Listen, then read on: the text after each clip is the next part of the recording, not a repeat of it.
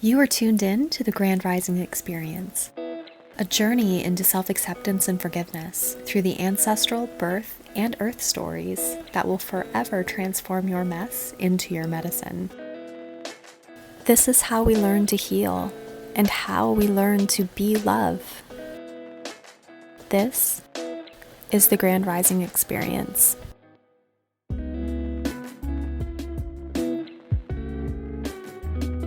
I've decided to infuse the Grand Rising Experience with little notes to self. They are either excerpts or complete readings of blog posts that you'll find on grandrising.live. They feel like nice little 3 to 6 minute additions to longer podcasts that you can just pop on for a moment of reflection or inspiration. I hope you enjoy. Note to self: grace and gratitude will set you free. When you allow grace and gratitude to guide and embrace every circumstance in your life, even when it feels impossible, you embody the fullest expression of your sovereignty and hold firmly in your grasp the key to your eternal freedom. By definition, grace is divine favor bestowed freely. When we extend grace to ourselves and others, we are recognizing the unifying presence of God in all things. And it is through this recognition where we can accept what is and consciously choose to give forgiveness instead of carrying the weight of resentment, guilt, bitterness, and fear. Gratitude is defined as a feeling of thankfulness and appreciation for a favor received. If favor is divine and intrinsically tied to grace, then ultimately we are showing gratitude for the God inside of all things that embodies an endless capacity to forgive and be love. Now, we often think of love as an emotion, but love is in fact our natural state of being, and it can feel like alien territory. Compassion, especially when in the throes of conflict, can be incredibly hard to tap into, which is why I'm so passionate about cultivating your capacity to do hard things. In a world that values and rewards dysregulation, it's really easy to forget that staying regulated is hard, which is why it's one of the greatest acts of compassion we can show ourselves and others.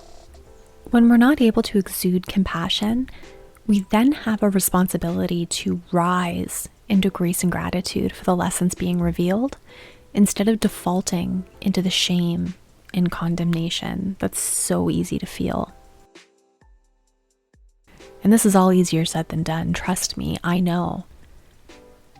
But in life's more challenging moments, if you can lovingly observe the path you choose as a mirror, a window into your perceptions of yourself, others, and the world, you have gifted yourself with the most profound opportunity to change how and what you project back into the world.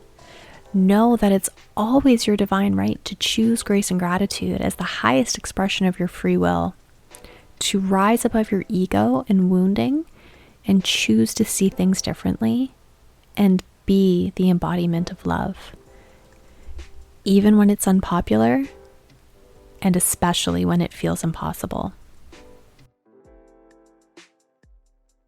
So on this Canadian Thanksgiving weekend, and in every now moment, if you find yourself giving thanks out loud or quietly to yourself, consider extending your grace and gratitude to every experience that has manifested and unfolded throughout your life without judgment and without exception.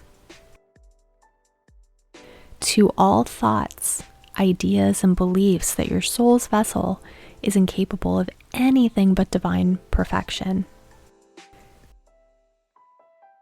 To all relationships as they are, near or far, current or estranged.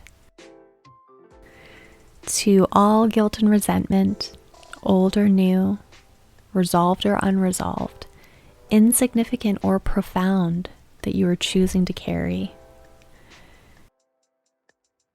Extend grace and gratitude to divine inspiration as the conduit to your highest purpose and greatest fulfillment, and to the wisdom, inspiration, and unconditional love from God that creates the peace within you, so that you may be a reflection of peace for all.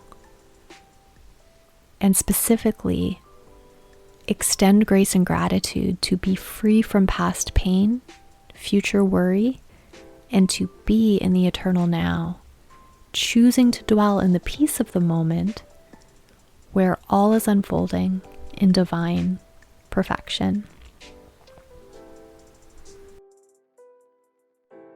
If you enjoyed this note to self, please let me know in the comments. Consider giving this a 5-star review and share it with your family and friends. Thank you for being here. Until next time, I love you.